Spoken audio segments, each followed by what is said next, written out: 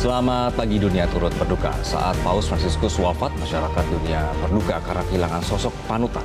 Apalagi pemirsa, Paus Fransiskus dikenal sebagai pribadi otentik yang selaras antara perkataan dan tindakan. Sikap rendah hati, sederhana, dan terus-menerus menyuarakan pentingnya penegakan keadilan ia jalankan sehari-hari. Semua dipraktikkan, bahkan bukan sekedar dikhotbahkan saja. Itulah nilai yang kerap hilang dari negeri ini. Tidak mengherankan jika untuk mendapati sosok yang berkomitmen dan berintegrasi di bumi pertiwi ini susahnya setengah mati. Inilah Editorial Media Indonesia edisi Senin 28 April 2025 dengan tema berintegritas hingga tuntas bersama saya, Ngya Sibuan. Anda juga bisa berpartisipasi dan berinteraksi melalui telepon interaktif di 021 583 99 100. Pagi ini sudah hadir bersama saya anggota Dewan Redaksi Media Group Abdul Kohar. Selamat pagi, Mas. Selamat pagi, Bung. Kita menyaksikan bahwa sosok Paus begitu berdampak pada dunia ini. Pemakaman, prosesinya, semuanya orang berkumpul di sana, Mas, sampai hari terakhir. Betul, yang istimewa adalah kesederhanaannya. Kesederhanaannya, keberpihakannya, itu yang paling terlihat. Dan itu dilakukan secara konsisten. Dari waktu ke waktu, dari sejak menjadi uskup, kemudian menjadi kardinal, sampai kemudian menjadi paus. Semua praktik sama. Jadi hingga wasiat untuk dimakamkan pun dimakamkan di tempat yang berbeda jika dibandingkan dengan paus-paus sebelumnya. Bila paus-paus sebelumnya, pendahulunya lebih dari seabad itu selalu dimakamkan di Vatikan, di sekitar gereja. Ini Paus Fransiskus dimakamkannya di tempat yang beberapa kilometer di luar Vatikan. Artinya ini ingin menunjukkan bahwa pesan yang disampaikan ini adalah kelangsungan otentik seorang pemimpin umat lagi kan, yang tetap bersahaja hingga di akhir hayatnya. Dan di tempat yang dia pilih adalah tempat yang lazim, tempat yang umum, tempat yang memang diperuntukkan bagi semua orang. Sampai wafat pun dipertunjukkan, Mas. Betul. Dan kita juga sempat sangat beruntung, Indonesia sempat melihat langsung contoh panutan ini ketika dia ke Jakarta, bagaimana dia bertindak dan segala macam gitu. Baik, Mas Kohar dan juga pemirsa, kita simak Editorial Media Indonesia berintegritas hingga tuntas.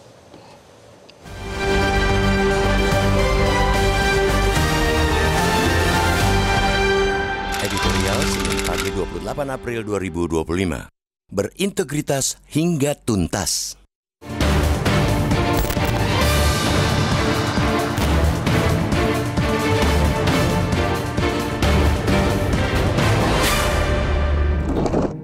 Dunia turut berduka pada 21 April 2025 saat Paus Fransiskus wafat.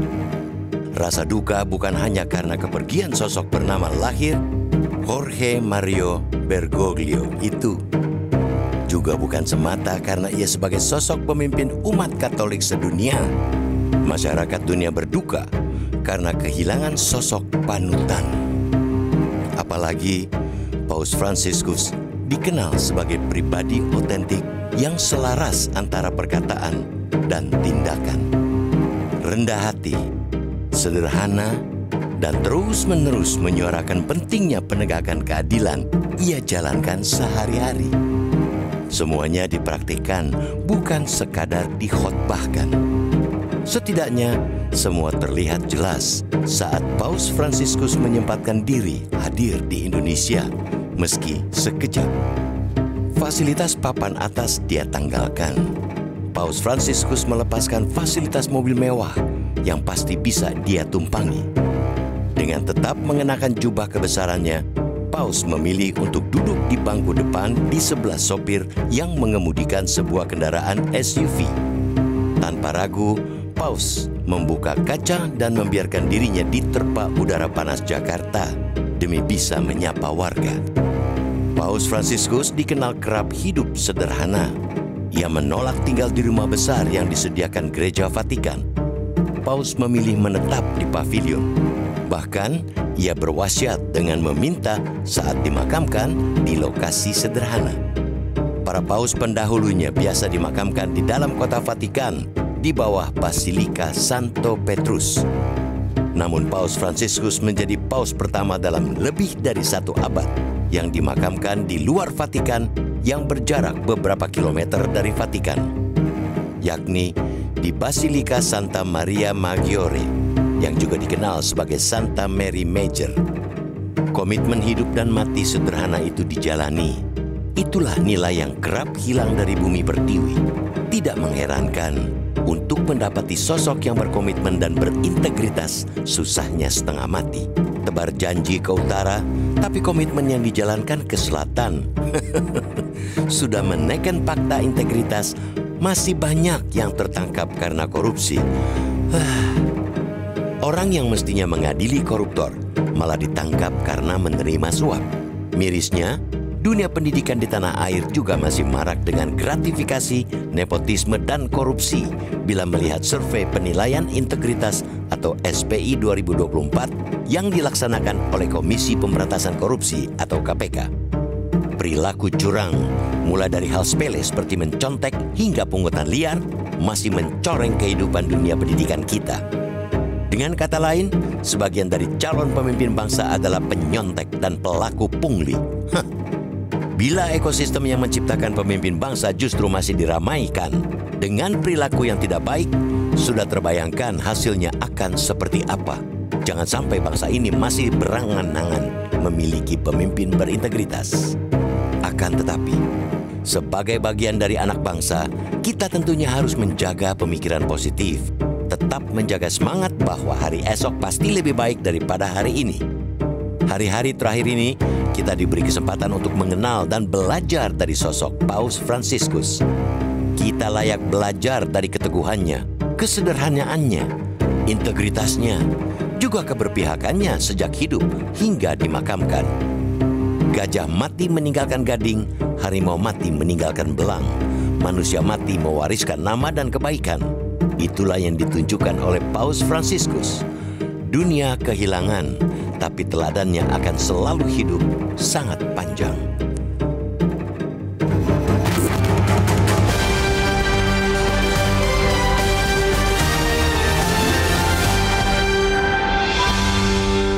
Kami kembali mengajak Anda berpartisipasi dan berinteraksi terkait tema yang kami bahas dalam editorial hari ini melalui telepon interaktif di nomor 021 583 9900. Editorial akan kembali usai jeda.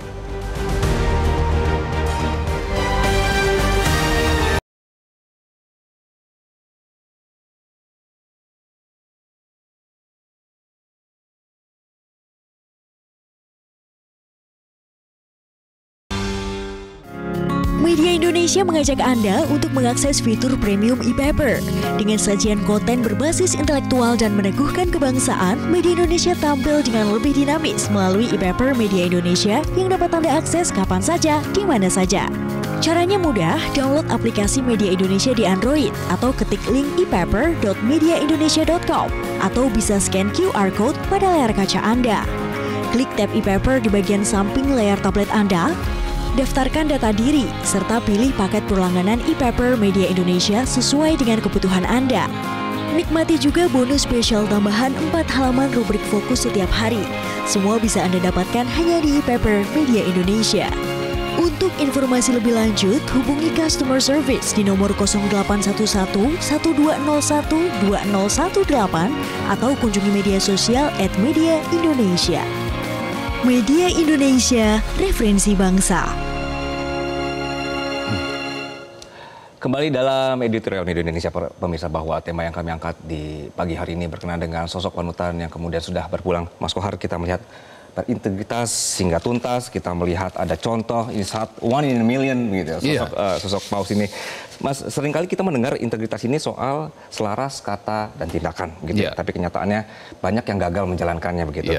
Kalau misalnya integritas itu sederhana, yaitu selaras antara kata dan tindakan, kenapa praktiknya ini justru sulit sekali? Ya, ini begini, keinginan-keinginan untuk melenceng dari apa yang dijanjikan itu memang sangat besar. Godaan-godaan untuk tidak melakukan apa yang dikatakan, apa yang dijanjikan itu juga sangat-sangat besar.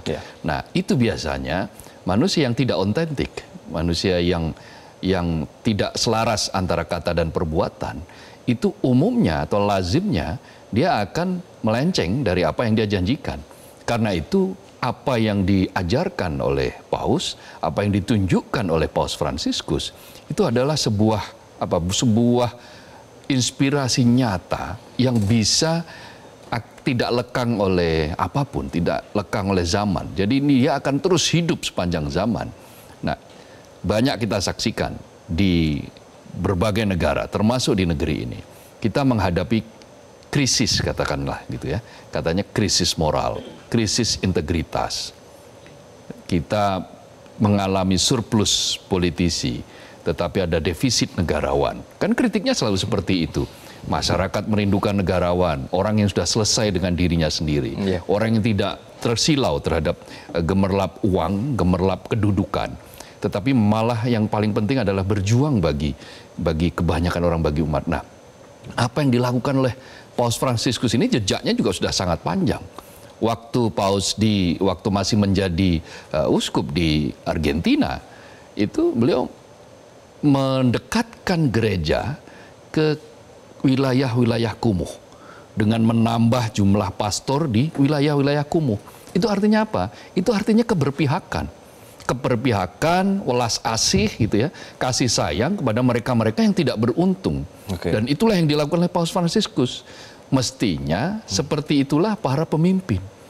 Para elit termasuk di dalamnya pemimpin dalam berbagai level. Karena tanpa spirit seperti itu, ya kita akan menyaksikan pada saat bersamaan kita akan selalu menghadapi katakanlah misalnya indeks persepsi korupsi yang selalu buruk, skor indeks persepsi korupsi yang tidak naik-naik. Ya itu semua adalah gejala yang mestinya kita harus mengevaluasi. Sebetulnya ada apa yang salah dengan berbagai macam pemimpin kita ini? Itu dia yang juga kita akan coba dengarkan, Mas Kohar. Ini ada penelpon dari Ibu Indra di Cirebon. Ibu Indra, selamat pagi. Anda setuju dengan Mas Kohar bahwa ada apa sebenarnya dengan kondisi saat ini soal integritas, Ibu? Selamat pagi juga Bung Anggi Hasibuan dan Bung Abdul Kohar. Assalamualaikum warahmatullahi wabarakatuh, Metro TV. Setuju sekali Bung Anggi apa yang dikatakan oleh Bung Abdul Kohar ini. Kita sedang krisis segalanya. Kalau tadi dikatakan mudah dikatakan, tapi sulit dilakukan oleh hati, kata, dan tindakan, itu memang. Dan Bung Anggi, mengubah orang lain itu lebih susah dari mengubah diri sendiri. Sekarang, mari, kenapa kita tidak canangkan diri kita sendiri untuk berintegritas hingga tuntas? Dalam salah satu tugas manusia di bumi ini adalah jadi khalifah Allah, ya, mewakili sifat-sifat Tuhan di dunia. Itu salah satu tugas kita, dan itu sudah ditunjukkan oleh Paus Fransiskus ini. Kami juga berbahagia. Nah, pemimpin-pemimpin kita yang tadi dikatakan orang yang sudah selesai dengan dirinya sendiri itu sebetulnya lebih mudah untuk menunjukkan bahwa mereka menjadi khalifah Allah, menjadi mewakili sifat-sifat Tuhan di dunia ini daripada kami-kami yang di bawah rakyat kecil ini. Jadi lakukanlah yang terbaik karena masa depan katanya masih misteri. Pemimpin-pemimpin kita, coba apakah tidak bisa ingin menjadi baik, teladan, dan dikenal oleh orang di seluruh dunia untuk menjadi orang yang berintegritas sampai tuntas.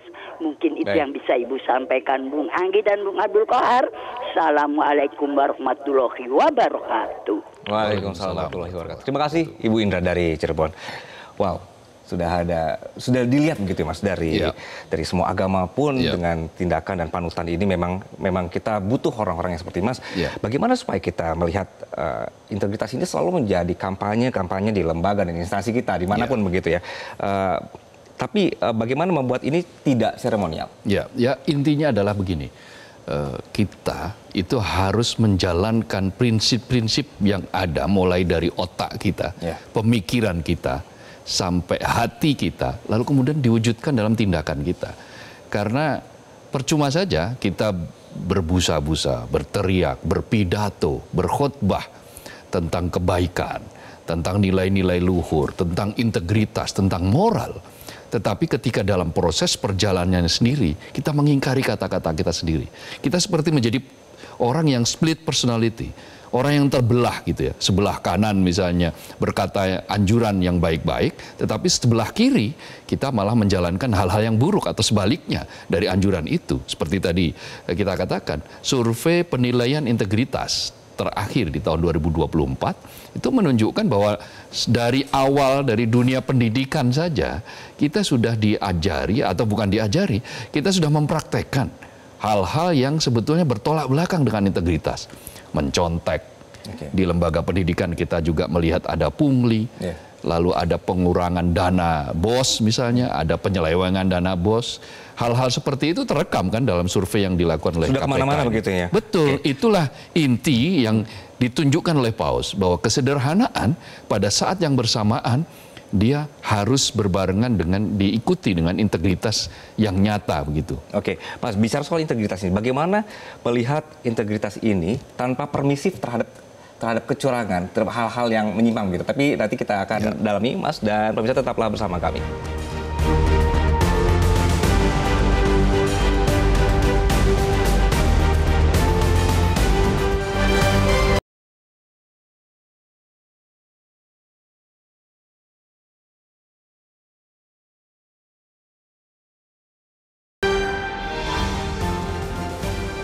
Kita lanjutkan, Mas Kohar, bagaimana kita melihat keteladanan Paus ini supaya tidak permisif terhadap kecurangan, dan sebenarnya apa yang hilang dari proses pembentukan pemimpin kita? Ya, ada dua pertanyaan. Yang pertama, bagaimana kita tidak permisif terhadap hal-hal yang culas, hal-hal yang curang. Yaitu adalah membiasakan dari sejak dini, dari sejak embrio, sejak dunia pendidikan, itu harus sudah kita didik untuk pemahaman karakter yang kuat. Jadi jangan sampai sekecil apapun tindakan curang ditoleransi. Jadi tindakan curang sekecil apapun mulai sejak dini itu harus diberitahu bahwa itu salah. Dan kesalahan itu menunjukkan tidak baik. Dan itu layak untuk mendapatkan hukuman. Meskipun tentu saja hukumannya bertingkat-tingkat. Jadi kita juga harus mengajarkan kepada siapapun termasuk generasi ini bahwa ada sebuah dialog yang cukup ini dari penggagas teologi pembebasan Leonardo Boff itu dia bertanya kepada Dalai Lama, agama apa yang paling baik, Boff ke Dalai Lama. Nah, dia menduga bahwa Dalai Lama yang kebetulan Buddha akan menjawab Buddha dari Tibet. Ternyata enggak. Apa jawaban dari Dalai Lama adalah agama yang baik adalah agama yang mendekatkan kamu kepada Tuhan dan menjadikan kamu menjadi orang yang lebih baik. Nah, menjadi orang yang lebih baik itu artinya integritas. Itu artinya karakter. Nah, Indonesia dengan prinsip-prinsip dasar keagamaan yang kuat. Sila pertama adalah ketuhanan yang Maha Esa. Artinya Indonesia punya peluang besar mestinya untuk menjadi orang-orang, kumpulan orang-orang, jutaan orang-orang yang punya karakter. Nah, ketika semua sudah punya karakter, disaring lalu menjadi elit, dan elitnya elit, itu menjadi manusia-manusia yang berkarakter. Kalau manusia-manusia Indonesia adalah manusia-manusia yang kuat, para pemimpin isinya negarawan yang sudah selesai dengan dirinya sendiri, maka pada titik itu ya kemajuan akan bisa diraih. Karena prinsip-prinsip dasar fondasinya sudah kuat. Tetapi kalau fondasinya rapuh, moralnya rapuh, integritasnya juga rapuh, maka sulit bagi bangsa ini untuk bergerak menjadi maju. Itu dia yang kemudian menjadi PR kita semua dan hilang ya dalam proses pembentukan karakter. Belum sepenuhnya hilang, tapi mulai goyah lah itu. Tetap ada optimistis sih, Mas. Ada optimisme. Terima kasih banyak bagi ini. Dan pemirsa, kita layak belajar dari keteguhan, kesederhanaan, integritas, juga keberpihakannya terhadap kaum miskin dan tertindas sejak hidup hingga dimakamkan. Gajah mati meninggalkan gading, harimau mati meninggalkan belang, manusia mati mewariskan nama dan kebaikan. Itulah yang ditunjukkan oleh Paus Fransiskus. Dunia kehilangan, tapi teladannya akan selalu hidup sangat panjang. Terima kasih pemirsa, untuk edisi kali ini saya Anggi Asri buat pamit. Sampai jumpa.